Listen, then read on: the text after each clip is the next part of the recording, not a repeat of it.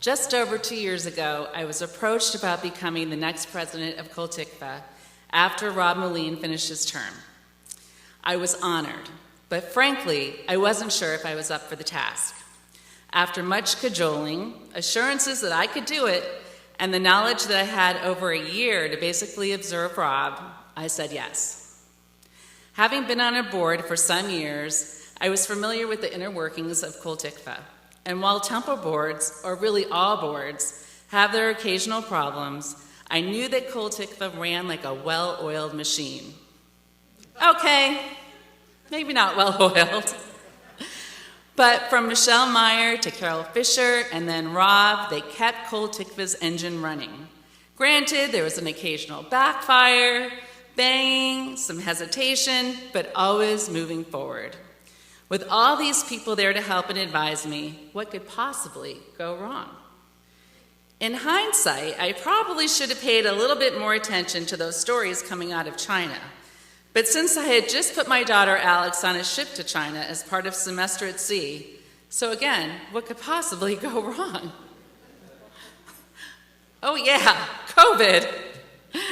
Over the next year, working with Rob, the board and staff of Kol Tikva, we quickly transitioned the temple from gathering in person to gathering virtually for Friday night services, high holy days, births, b'nai mitzvahs, deaths, community informational meetings, and basically everything a temple does in order to support its community. Suddenly, we're all tech experts. We can't hear you, you're muted.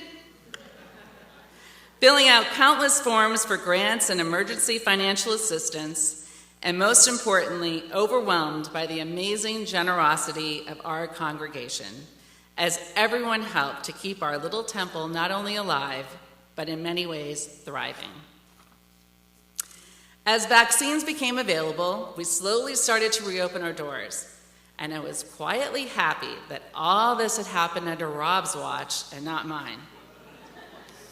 That is, until Rob smiled, handed me the keys, and informed me it was all mine now, wishing me the best of luck.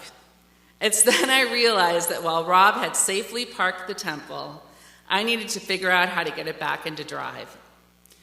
With the help of so many, we've slowly done just that. From virtual High Holy Days 2 years ago, to hybrid High Holy Days with limited temple attendance last year, which I'll admit made my first community speech a little easier, to this year, finally, once again, there are people sitting from the bima through the sanctuary and into the social hall. Plus, we still have a large contingent viewing from home. Yes, I see you all. Hello, hello. Along the way, we've celebrated festivals, holidays, and countless b'nai mitzvahs, hosted poker, had a gala, and almost all the events that members look forward to. And if that wasn't enough, this summer we welcomed a new clergy, our wonderful cantor, who has helped make this High Holy Day season both special and once again familiar.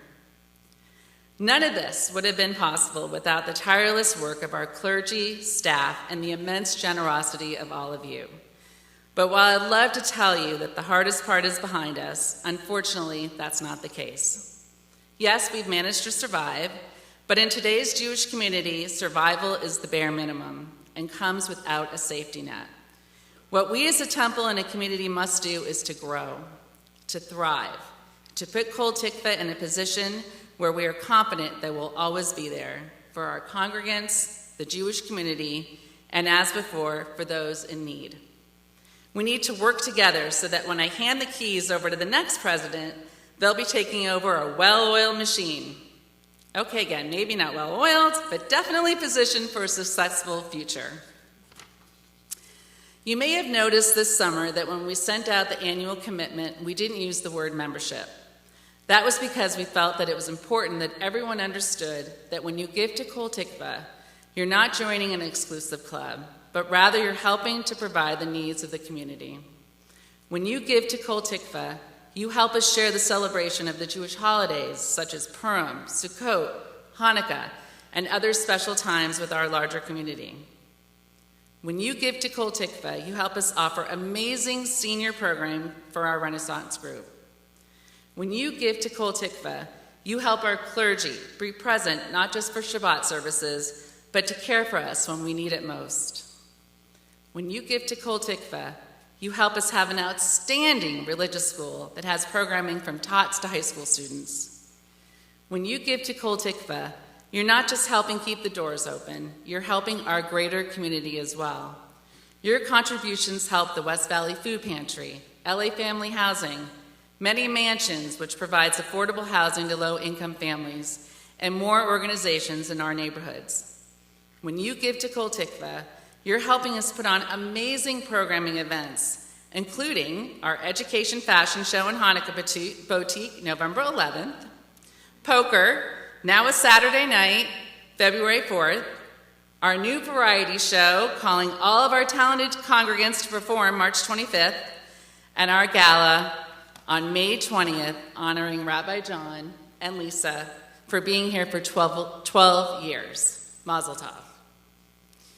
This year, we brought our gala back to Kol Tikva with huge success as we celebrated all of us, our community.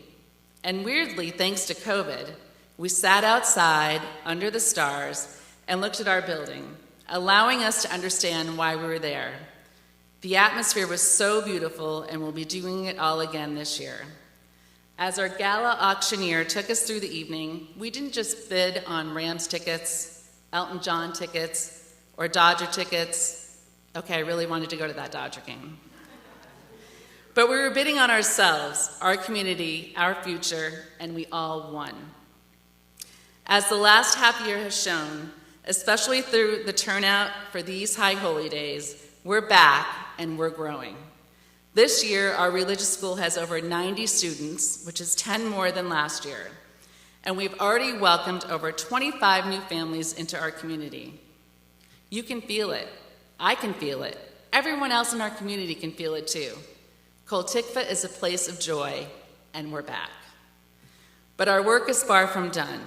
Last year, I talked about our matching fund, and that fund helped us get to our goal and then exceed it. The good news, and with a big thank you to all of our generous donors, the matching fund is back again this year. The way it works is simple. Any donation of $360 or more will be matched. So if you haven't already done so, please give a minimum of $360. I know that many of you have already given because in the past few weeks, we've already received over $50,000 for our appeal. And we thank you all so much. If the amount that you gave was less than $360, could I ask you to consider to go back and raise your total contribution to $360 so that it can be matched? If you're able, that would be amazing. And know that anything you're able to give, we are so thankful and truly appreciate your generosity. And while the $50,000 that has already been pledged is wonderful, generous, and appreciated, as a community, let's be determined to double that total and make our goal $100,000. When you give to Kol Tikva, we're able to offer our community and friends of Kol Tikva tickets free of charge to our High Holy Day services as we're doing this year.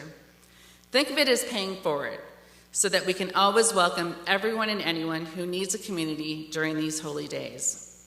So please consider giving at least $360 so that your gift will be matched, and this year we've made it so easy to do so. I'm going to pull up all my props now. If you're in the sanctuary, you can take your envelope and just fill it out, and we'll be collecting them as you leave. Or you can easily text, a new feature this year. Text KTHHT to 76278 and pledge your donation. It's all written on this page that you all have. Once again, that's text KTHHD to 76278. See, I knew some people would get it. Thank you for that. Finally, you can also always go to our website, and on the home page where it says High Holy Days Appeal, click the red apple, donate here, and gift away. Finally, big thank yous to Rabbi John and Cantor Orley for these unforgettable High Holy Day services, to our amazing choir and musicians who sounded so beautiful, our amazing staff who take care of us, our beautiful synagogue throughout the year, and to my family, my mom and dad, who here tonight, Glenn, Alex, and Samantha, who are always there for me, and most importantly, all of you for being a special part of our community. Shana Tov.